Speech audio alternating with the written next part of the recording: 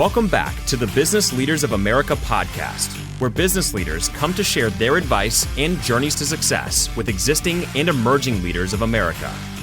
Join us as we delve into the minds of these accomplished individuals, uncovering the strategies and insights that have propelled them to the top.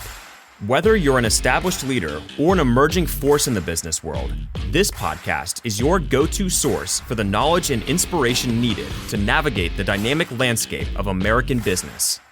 Now, here's your host, Dylan Bloyd. Hello, everyone, and welcome back to the Business Leaders of America podcast. Today, we are honored to host Dr. Maja Zelihic, the Dean of the Forbes School of Business and Technology at the University of Arizona Global Campus.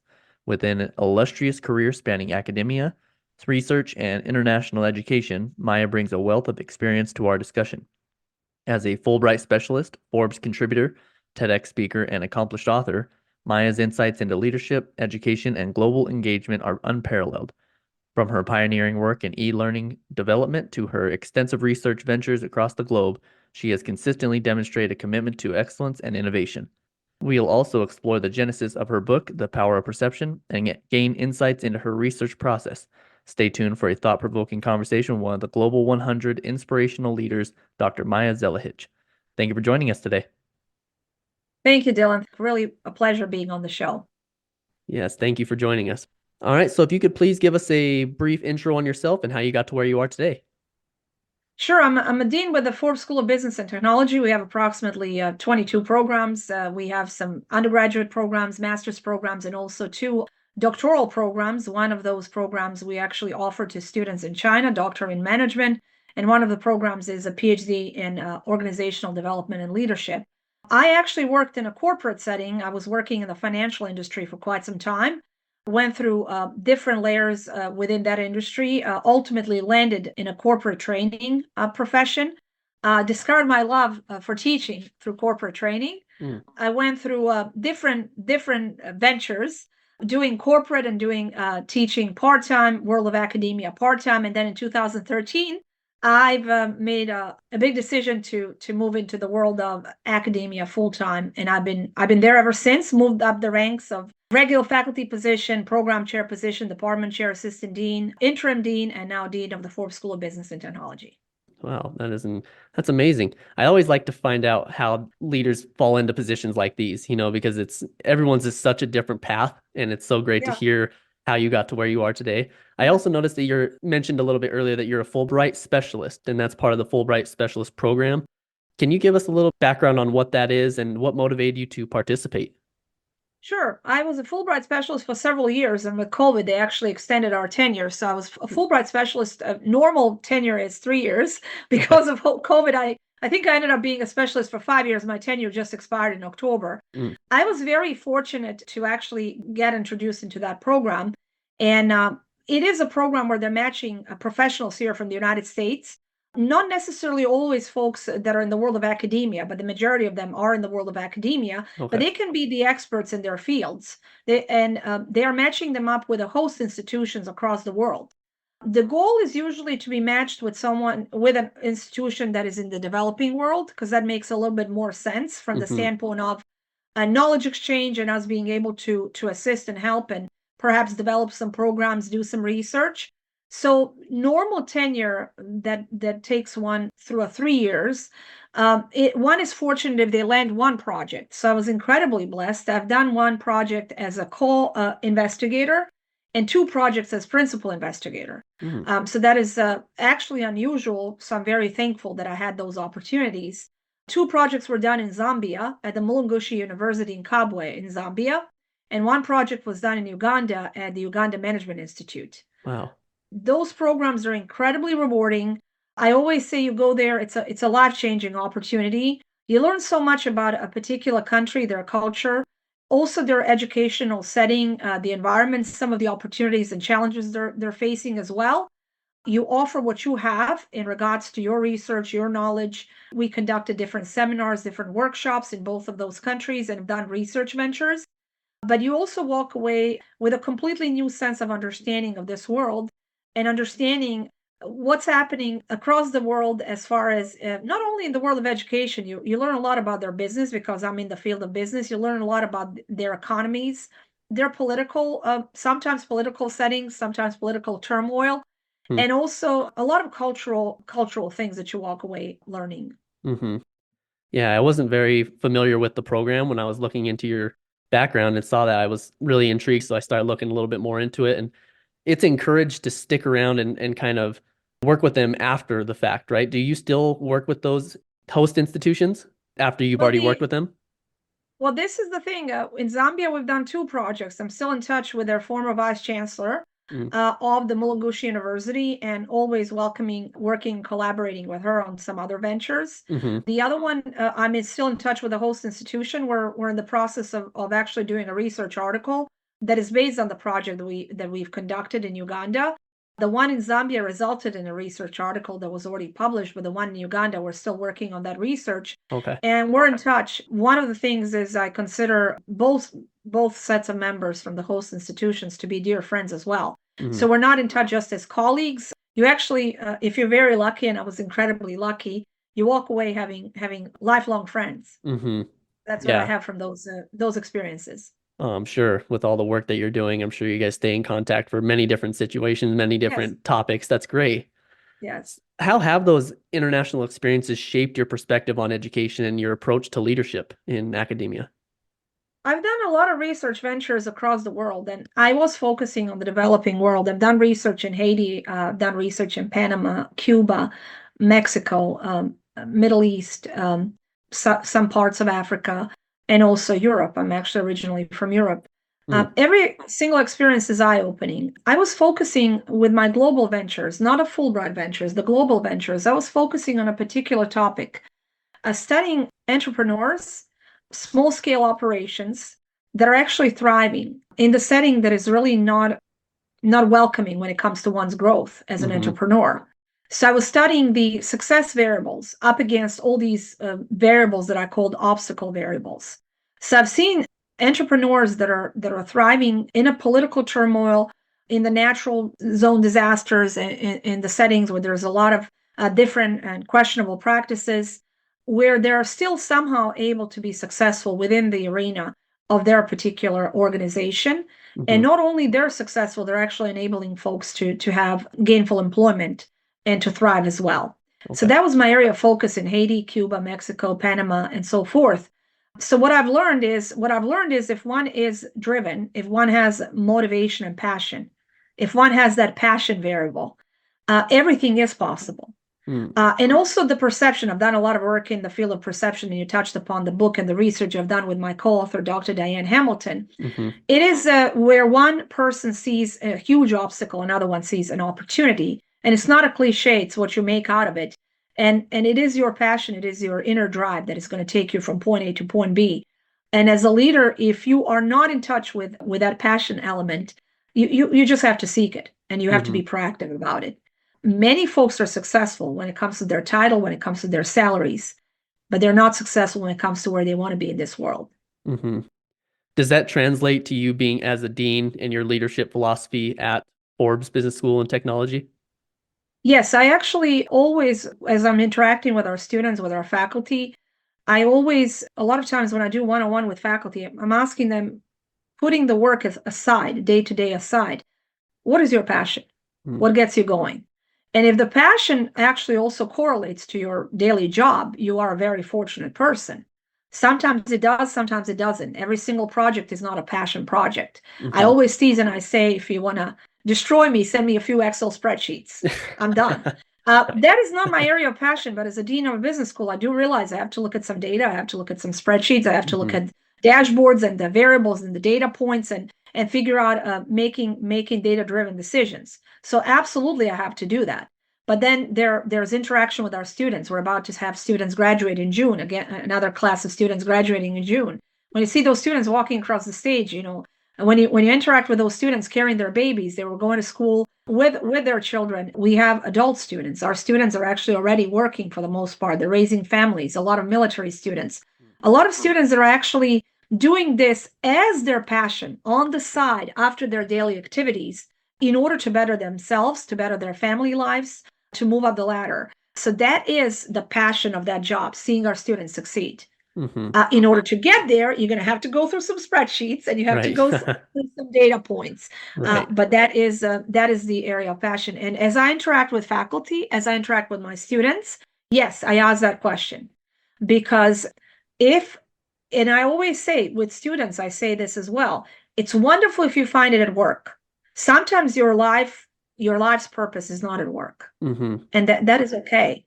Sometimes you can do both. Sometimes your day job takes you to the path that will be able to fulfill the other needs that you have. And that's when you discover your core purpose. Yeah, you said something interesting about how there's people who already have families, people are already working in the military. Do you suggest to first get a job before attending the institution?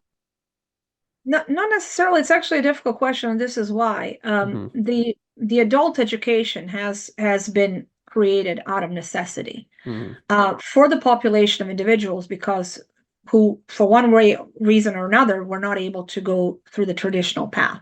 Right. So I don't know that there is such a thing as what is the best way? The most comfortable way is to leave the comfort of your home. You go to a college dorm. If you're lucky enough, your parents can afford it, or you're able to gain some financial aid, or you're able to get some scholarship. That is probably the easiest way. That is not the way. That is not the choice that the vast majority of our students were ever given for a variety of reasons. Some of them perhaps had no interest originally, but the vast majority of them didn't have the means to pursue the traditional path. So I think the best way is what you're able to do within the arena of the possibilities given to you in your life. I do feel that the advice that I was giving my son is he went through the traditional path because yet again, he was at a comfort of our home. But I also was suggesting to him to find a job within the area of his pursuit. So right now he's pursuing master's degree while working in the field. Once you reach that master's degree level, I think it's very important to also start working, even if it's an entry-level job within your field. Not so much during the undergraduate degree, because we can venture that, to say that a lot of times very young undergraduate students are trying to find themselves. And sometimes they do switch majors, as it happened to many folks that I know. Right. And they have the luxury of changing majors. They have the luxury of time. But once you start pursuing a master's degree, it is good to work in your field, if at all possible, because a lot of times once you get that master's degree, as you pursue higher jobs in that field, the very first question is, well, master's degree is great, but you have experience in the field. And it's probably a lot easier. Go ahead. The answer is a bit gray answer. It's not like yes or no to your answer, but it's a good question. Yeah. No, and I completely understand it. It's a lot more relatable. The material is probably a lot more relatable once you've been out in the field. And I have not pursued my master's degree yet, but that's at least what I've heard and discussed with other professionals in your field. Yeah, that makes sense. Yes. So like if you want to do a master's in media or mass communication, not that you're doing this or digital, social media, whatever you want to do, you already have this as far as your experience. So sometimes you have experience first, and then you steer your master's into direction of your experience, or you're choosing your field, and then you try to gain experience as you go along. Right. That makes total sense. How are you and your colleagues at the Forbes School differentiating from other universities offering business and technology programs? Are you guys doing anything different? Do you discuss with other business deans kind of what they're doing, or do you guys do research on that? How does that work? Yeah, we're actually interacting with other deans at different conferences, and we're trying to see what the best practices are. We have a particular segment of the market. Our students are adults, as I mentioned, and those are the students that are actually pursuing their education online. We are aligned with the Forbes Media. We have a partnership with Forbes Media for quite some time. So we are focusing on the industry relevance, on the competency modeling in all of our classes. What are we teaching is how's that correlated to the current career path? We also have industry board advisors, including the Forbes Board of Advisors, that is looking at our curriculum and actually ensuring that it's applicable, because a lot of times in traditional settings, the world of academia starts getting very, very removed from the world of business. And even if you were incredibly involved in a corporate setting, once you're out of that setting for 5, 6, 7, 10 years, you're not as in tune with what's happening in a particular career. So what we're trying to do is we're trying to come up with a relevant curriculum that is building business leaders of the future, making sure that whatever they're teaching, they're understanding the why behind the content. Younger students don't ask the why behind the content as much.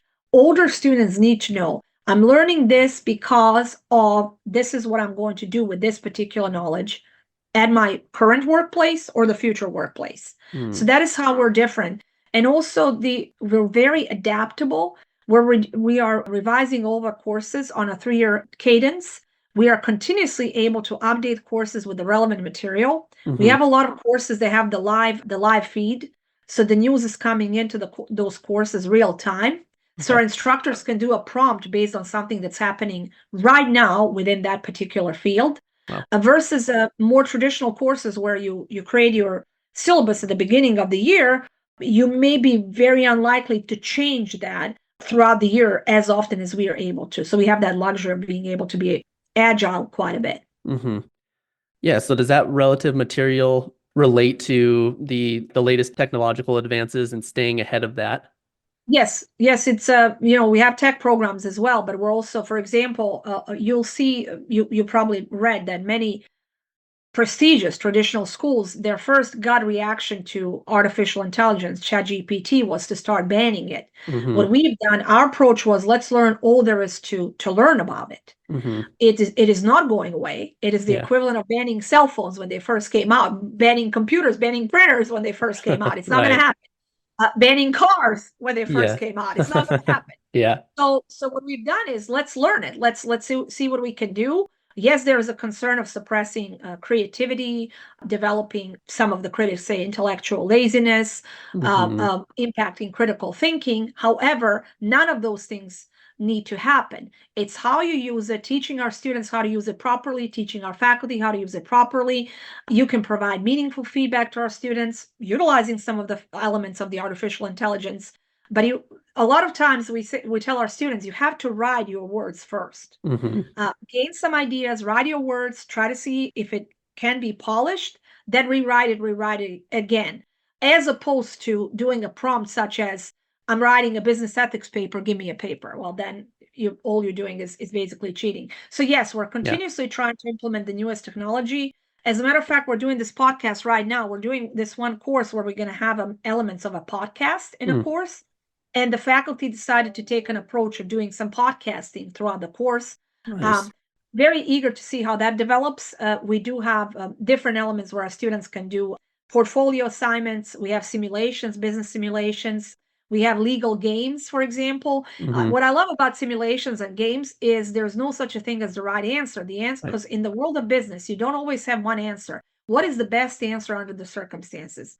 It's driving sometimes folks a little bit crazy. They're going with that traditional mindset of what's the right answer. Well, in a business world, you usually have 2-3 choices. Hopefully you have 2-3 choices. If you only have one choice, that puts you in a very hard position. Right. Yeah, no, and it absolutely drives creativity, like you mentioned. Absolutely. I actually had a recent interview where a business dean actually mentioned the similar to what you're saying, is it's not going away. AI is not going away. It's how they foster it and utilize it. But as long as they are making it clear that they are utilizing it in their papers or in their projects, as long as they're stating, they are doing that. But it's when the students are trying to solely rely on the technology is where it kind of ruins it. Well, the thing is, one of the first things I've done at the ISCB conference last year, I've done a keynote on AI in education. And I was having a great conversation during the keynote and after that keynote from the educators who said that they felt that after my keynote, they will at least give it a try. Really? And I basically told them, if you're thinking your students are not using it as we speak, you're basically fooling yourself. They are using it as we speak, which means it's not a matter of whether they're going to use it. They're using it. So let's start with a basic premise. They're using it. Let's just teach them how to use it. And I was also, my son works in the supply chain management industry, and he's working with a lot of different suppliers and the truck drivers and transportation and companies.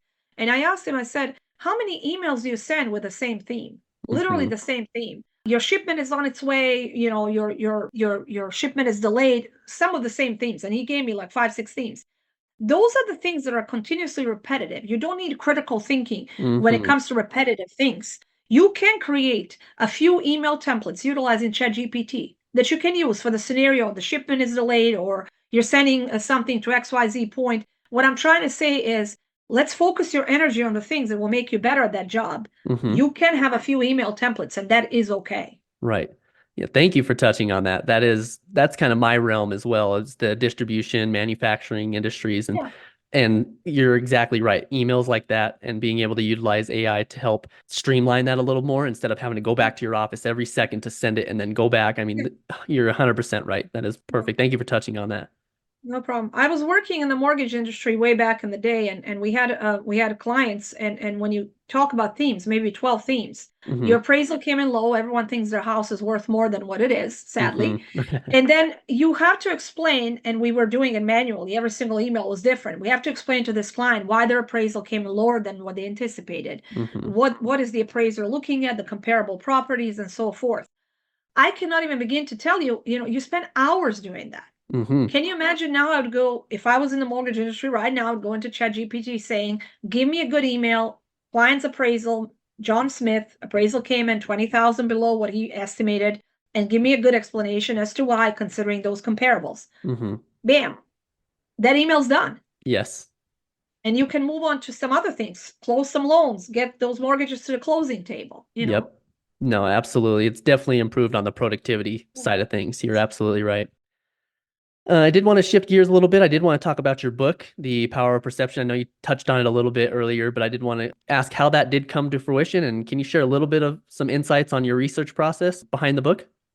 Sure. I've shared it in a few different venues. So to summarize and make it really quick, a colleague of mine, Diane Hamilton, and I, we were in the same meeting, and we walked away from that meeting with a vastly different perception what that meeting was all about.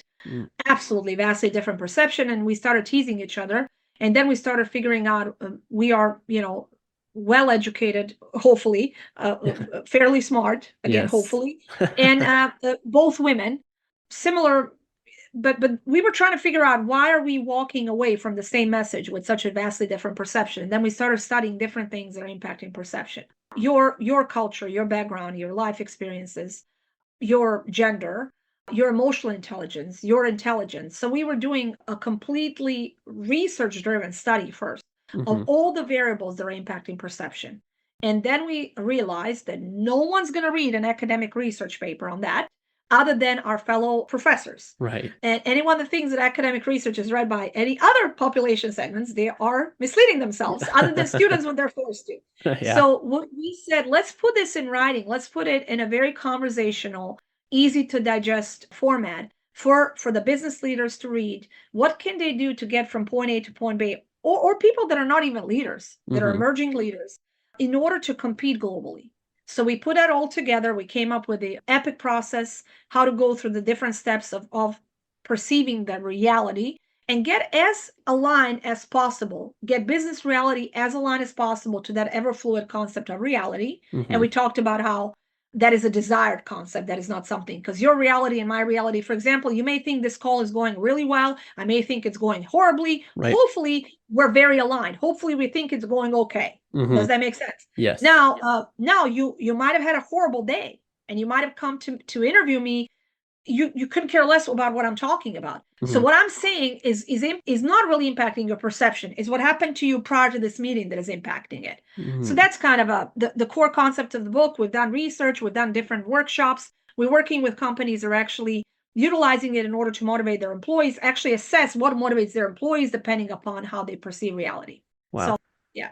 Oh, thank you for that. Yeah. It's on Amazon, right? Is where they could pick up that book. Yeah, they can pick up, and I'll send you the link so you can share it with your viewers. But yes, it is on Amazon. Absolutely. Yeah, and any for the listeners who are want a little more information on the EPIC process, go to Maja's website. She has a wonderful video on there, and she does go a little more into detail on that EPIC process. I just listened to that. Yeah. I've done a TEDx on that, so that was a good opportunity to share that with the audience as well. For sure. I do have one last question before we go. And thank you again so much for all your insight and spending time with us today. So what role does continuous learning play in effective leadership, and how can future leaders cultivate a commitment to ongoing education and growth?